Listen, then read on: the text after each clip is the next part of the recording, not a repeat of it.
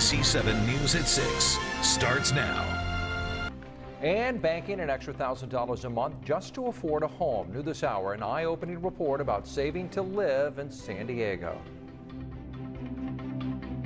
If your children ever hope to buy a home in San Diego someday, they need to start saving now, because as high as home prices are here today, a new report suggests that tomorrow it's going to be worse, even staggering. NBC7's Danny Freeman joins us now with more on that report. And also, Danny, found some advice on how to best prepare for people's kids' futures. You bet. You know, take this La Mesa home behind me. There are 2 bedrooms, there's a man cave, a jacuzzi, balcony, there's a little waterfall, all selling for about $700,000, just above San Diego's median home price. But if your kids want to be able to buy a house like that when they're older, well, a new report says they have to start saving yesterday.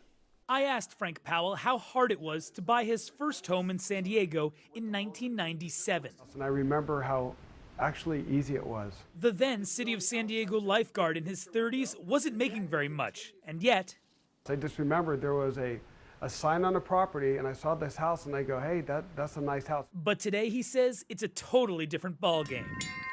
We know San Diego is one of the most expensive cities to buy a home, but a new report by Realtor.com says if your 18-year-old Gen Z kids want to buy a home in San Diego by the time they're 30, they'll have to start saving a lot now.